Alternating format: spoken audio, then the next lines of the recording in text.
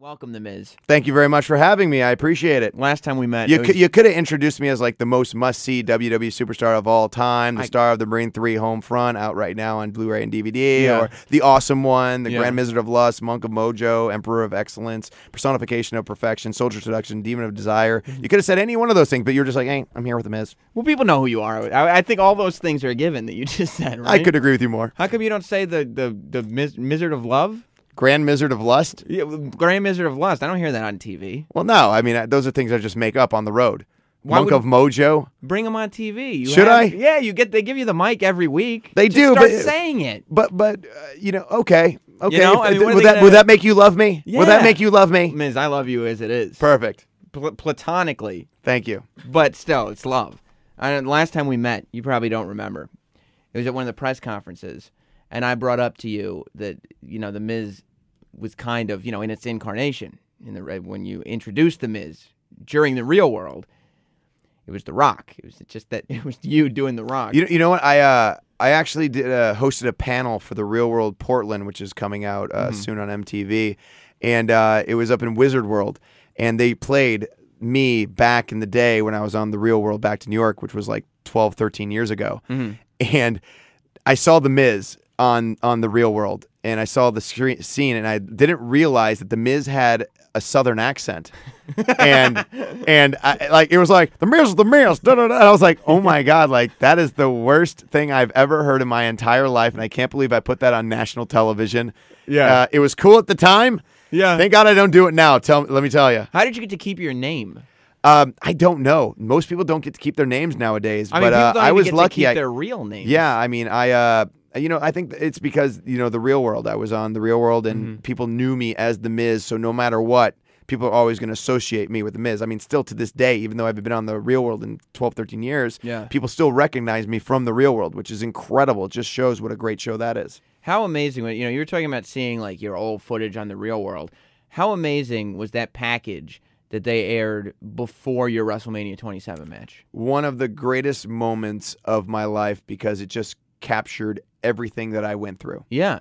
In a video. And I think everyone still looks at that as one of the greatest videos, WrestleMania videos of all time. I think it was, because it was one of those videos where, and it goes to tell you that, like, the production people at WWE are out of this world. Yeah, a guy named Adam Panucci did it, and he cut it up and made it incredible. And he's like, listen, I've been trying to figure out someone to use for this song, and this song is so perfect. Yeah, because a lot of people at that point were still like, I don't know if The Miz is ready for the main event. I don't know. And then this video that they put on before the match completely puts you over in an instant. Yeah, like everybody watching it is like, all right, I want to see that guy. Yeah, that guy's a star, and that guy deserves the main event of WrestleMania 27. If only they could have aired it like a couple weeks even before WrestleMania. Maybe. They actually were, but they wanted to save it for that reaction that we all got. And it worked. I think so too. How did you feel, speaking of WrestleMania? I was watching the CM Punk DVD, and CM Punk says that one of the reasons that he was fed up with WWE, one of the reasons he was talking about quitting, was because you were in the main event. And he specifically says The Miz was in the main event of that show, and it was unacceptable to me. My favorite part about that DVD is, like, the entire time I'm just putting him over, and then I watch it and I went, what? But if you look at it this way, and this is the way I look at it, any superstar that's not in the main event of WrestleMania should be pissed off, should want it more than anybody. And I think that's what CM Punk thought. I mean, I think he thought that he deserved it more than anybody, and I think everyone should feel that way. Right now, I want to be in the main event of WrestleMania 29. Do I feel like I deserve it? Absolutely. There's no one that's worked harder than me this entire year, has done more media, has traveled all over the world, have done live events, filmed a movie. I mean, I'm nonstop all day, every day. I don't have days off, nor do I ask for days off. Do I feel like I should be in the main event of WrestleMania? Absolutely. Am I mad that I'm not in it? Absolutely. Now, am I going to sit there and complain about it? No. I'm going to build from it. I'm going to say, you know what? WrestleMania 29, I may not be in the main event, but I can still steal the show and have everyone talking about me after WrestleMania. So it doesn't kill your morale to be like, to come from a place where you were like, you're the guy. I'm in the main event. I'm defending. You're not even going. You're the defending WWE champion one year, and then you kind of go back to the middle of the card. That doesn't kill your morale? No, I mean, obviously you want to be obviously in that top tier of talent, but you peak at certain times of year, and you have your ups and your downs. Just like everyone in real life, you have your ups and downs when you're in your career or in anything. And right now, I need to figure out a way. I mean, this is the time when we really start.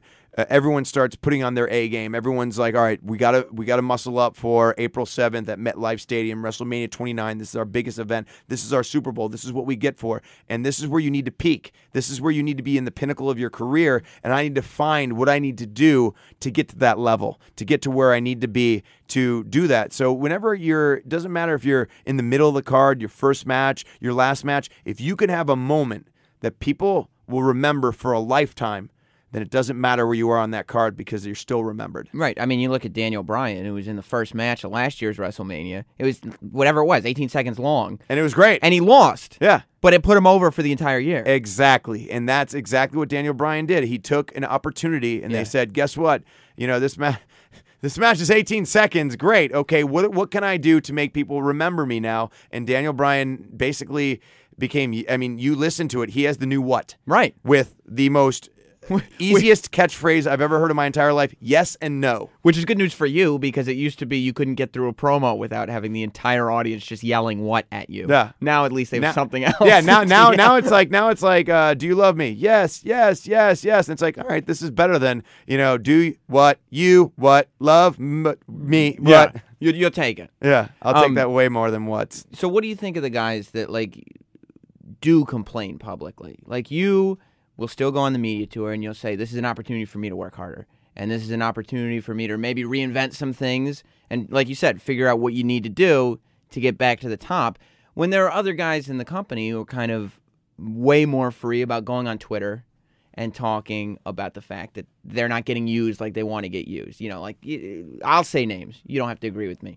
Your Zack Ryders and your Dolph Zigglers and guys like that who go on the Twitter accounts and say they air grievances. I think everyone works in different ways, and what works for them is airing their grievances out on Twitter, on YouTube, because they get those fans. I mean, if you remember late 2011, early 2012, people were chanting for Zack Ryder at Survivor Series at Madison Square Garden. We want Ryder, while The Rock is cutting a promo. Yeah. They're chanting, "We want Ryder, woo woo woo." I mean, that got him. That's what he has. He has those kind of those uber fans that are just so into him that will get an entire audience yelling for him. So that's their direction. So do I get mad at it? No. It's how you can get people talking about you. How can you get people interested in what you have to say and what you have to do? And that's what it's all about. So if anyone finds any kind of way, I mean, whether it's complaining that I'm not getting this or this or this or being too insider,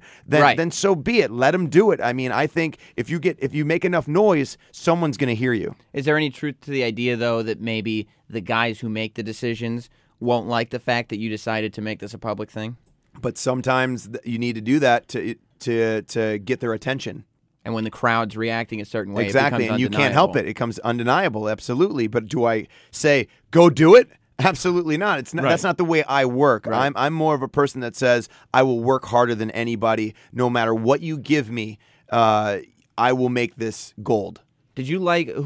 Because you grew up as a wrestling fan. Mm-hmm. Who were your favorite wrestlers? I loved the Rockers as a tag team. I thought they were incredible to watch. Absolutely. So the barbershop window was as emotional for you as it was for me. I couldn't believe it. I was crying. Yeah. I was crying. Mom, you have no idea what's wrong. You got super kicked through the window. The only thing super kicked through the window. The only thing for me that was more emotional than that moment was watching my favorite wrestler of all time, Macho Man Randy Savage, get bit by that dastardly Jake the Snake. Damien. Ooh, the Cobra was biting him on the bite. He was poisonous. Like Macho Man Randy Savage was one of the greatest promos of ever. Just his voice.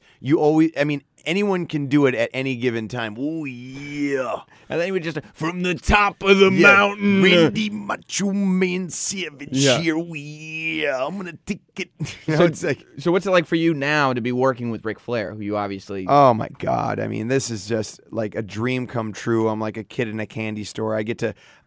Not only did I get to have Ric Flair come on Miz TV, my talk show on Monday Night Raw, but I got to strut with him, have a woo-off with him, and not only that, he gives me the honor to put on the Figure 4 leg lock, which he has won numerous titles. I mean, this guy is a living legend, a 2-time Hall of Famer, and he's mentoring me. He's coming out and being in my corner. And you kind of you get to go in the ring I get and to be act a kid. like Ric Flair. I get to be a kid. I was dropping elbows on nothing just because Ric Flair does it. I was taking face bumps because Ric Flair does it. Right. I was strutting because, I mean, I was like a kid. You could see it. Like, I love watching it back. Sometimes I don't like watching myself because I think some people don't like the sound of their voice or like what they do. Sure. I'm one of those people. You don't watch yourself. I study myself more than watch it. Like, Gotcha. I don't watch it for entertainment value. I watch it for studying and seeing what I'm doing wrong, how I can make myself better. However, whenever I'm with Ric Flair, I love watching me because I get to see the kid in me coming out. You can tell when you're actually like, I'm excited right there. Yeah. I'm just having a good time. This is the best moment of my life, and I don't care what people think about it. The fans can not come and go. Not self-conscious at all. This is just me taking this moment. What's life like for you in the locker room right now? I mean, there are all these stories from when you first started about getting thrown out of the locker room, about the guys not taking you seriously, about people not wanting you to be in the company because you were the guy from MTV. Yeah. You know what I mean? From my first start in WWE in 2006 to now, the locker room has completely changed. A lot of veterans are gone, and nowadays I'm one of the veterans. Yeah, that's what I'm one of the guys that hasn't left yet or haven't got fired. So I'm still there, and now in the locker room, I'm still not one of those guys that guys go up to and ask for advice. But if they do ask me for advice, I always have something to say because I'm a mouth and I'll talk about anything. And at this point, you've actually done it for a considerable. Yeah, I mean, I've gotten to main event Wrestlemania 27. I think I know what I'm talking about and what I'm doing in that ring. So when somebody like JBL comes back to be a commentator, and he was one of those guys that was like a veteran. Yeah. And now he's looking at you as on a whole different level. Is he like, when did this happen? But how about this? JBL not only he was one of those guys, but now he kind of puts me over on commentary. Yeah. Like he's like, this guy has been through this, and he knows. And so to win over a person like JBL makes me realize you can win over absolutely anybody. What was the worst thing that happened to you when you were first starting? I got kicked out of the locker room. I mean, that was the worst. Yeah, I mean, because whenever you get kicked out of the locker room, I remember one of my worst things that happened was I had to use the restroom. Yeah. And I wasn't allowed in the locker room.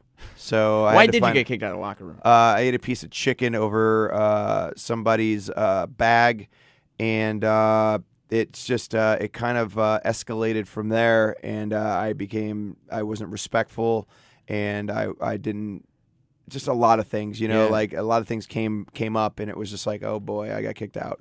So I get kicked out, and one of the worst moments was I had to use the restroom, and the doors were already open, so fans were in the audience, and I had to go out into the corridor, run in my wrestling outfit into the bathroom. Went to the bathroom, and I hear kids going, "Is that the Miz? Is that the Miz?" Did you have your hat on at the time? Yeah, I had the whole hat? gimmick on, and I was like, "Oh my God, this is one of the worst moments I've ever had in my entire life." Like, I am like, it doesn't sound bad, but it's like, man, you're a WWE superstar, and like, it's like you're supposed to be on a pedestal. Yeah, and I didn't feel like on a pedestal. The pedestal I was on was a toilet. So waiting for the kids to get done so you could use the bathroom. Exactly. I have to ask you about this, and it may be a painful memory for you, but for the record, I'm a Miz fan. Thank you. And I hope that's come across. Perfect. I'm a Misfit from day one. But when you first came on the scene and you were hosting, I've played the audio clips a lot, and it's not a nice thing to do. Thank you. But Thank you very much. You know what I'm talking about. I know exactly what you're talking about. The day that you started, or you were hosting the Diva Search. Yeah. And I don't know what happened. I froze. Now to vote for these beautiful young ladies, you have to vote. Go to WWE, dial 86946, and vote for your favorite Diva Search contestant and text message your favorite Diva Search girl. I've never felt something like that in my entire life, but I froze. And I remember the reason why I froze. The script for me hosting the Diva Search was like 3 pages long. I was like, oh my God, I got to memorize this whole thing. And not only that, but the number was like ridiculous. Like it was like 015645134. Text it at da-da-da, and I'm like, how am I going to remember this? And then we were starting this new like campaign of our divas are the sexiest women in the world, or something along that. And I remember when I went out there, I said, we have the sexiest women on earth. And I went, oh my God. In my head, I remember me going, oh my God, I just messed up the buzz that they wanted to do. And then I was like, I mean the world. And then I was like, oh my God, now I just made it even stupider. and in my head, I'm like, all right, where am I going next? I'm like, I don't know where I'm going next. Maybe I should just, and then the music hit and I was like, thank God. And I remember it felt like I was out there for at least 20 minutes. And I remember feeling a cold sweat come over me. I remember the audience going, what is this guy doing? Yeah. Like, what is wrong with him? Just and are talk. you sure you're getting fired after that? Yeah, and so the whole thing happens, and I mess up. I remember I had it written on my arm, like the number, because someone told me like whenever you get stuck, you'll always have it on your hand, and you can just glance at it, and no one will notice. Well, everyone noticed. Of course they did. And you're staring at your hand lied in at front me. of your face. They lied to me. All right. So I get backstage, and I thought I was gonna get reamed. I thought I was gonna get yelled at. Vince took me aside and said, "Listen, you're gonna be doing this. So you're gonna be hosting this show. You didn't lose your job. You didn't lose anything." But, when that happens, try to find bullet points, things that you can go back, just one word that can get you back on target, because it happens to everyone. Yeah. And it does. To this day, it still happens to me. But now I know what to do because of what Vince McMahon taught me that day. And so I've always been a person that I was like, all right, if I mess up on anything, I will work hard to never mess it up again. So Vince has been a Miz supporter from Oh my day God, one. he has been since day one, always taking me aside, saying, "I remember you're too goofy." I remember that. I mean, after everything, like, you're being too goofy, you're too much. Lower it down. It's like, all right, okay, sure, no problem. And he's always been hands on. Like, he's the first person you see when you come back from from the arena. So, was there any moment, because every person that I've talked to has some moment, and Jericho had his moment, he wrote about it in his book, where Vince just says this one thing to you that just crushes you, it makes you shrink, it makes you question everything. Has there ever been something that Vince said to you that made you be like, I got to quit this business, I'm not good at this? I think I have those moments so many times, Really? where and it's not like he doesn't have to yell at you to do that. It could just be a simple, like, doesn't even want to talk to you, those kind of things. And so with Vince, it's like he's like a dad, and you just want to make him proud. You want to make him, give you that thumbs up and say, "You did it, kid. Oh, and you were incredible." And is that going through your head, like, while you're out there in the ring? No, when you're out there in the ring, you're in the moment. Okay. And but once you get back, he sees things that you don't normally see. Right. And he gives you advice that you're like, oh my God, like, I am just the worst thing ever. Why didn't I think of that? Yeah. I should have been smarter. Like, I'm always a person, I don't like putting something on someone else, like blaming someone else. I always blame me. No matter if it's their fault or whatever, I still blame me because I could have prevented it somehow, some way. I should be professional enough. I should be good enough to fix anything. Well, they got to get there. Waiting for you at the next show, so everyone wants me. I know, they all want to talk to you. I mean, I'm a star of the Marine 3 Homefront, out now on DVD and Blu-ray. I'm going to be the star of WrestleMania 29, April 7th at MetLife Stadium. I mean, you got The Rock versus John Cena for the WWE Championship, Jack Swagger versus Alberto Del Rio for the World Heavyweight Championship, and me, of course, going to be the person that everyone's going to be talking about after WrestleMania 29, April 7th. And Punk versus Undertaker, which Miz told me before this, he was very pissed. It should have been Miz versus Undertaker. Exactly. I want to be Miz versus Undertaker, man. I want to be the one. I mean, I have an undefeated streak, by the way. I'm 3-0. Right. Exactly. Streak versus streak. And for the record, I had Matt Stryker up here a couple years ago. He seemed pretty annoyed that I even brought up your diva faux pas and defended you. I'm never. Well, thank you very much, Matt Stryker. So but the thing is, like, I mess up, and I'm human. That's what we do. Right. But how do you come back from a mess up? You main event WrestleMania. Exactly. All right. Thanks, Miz. Thank you.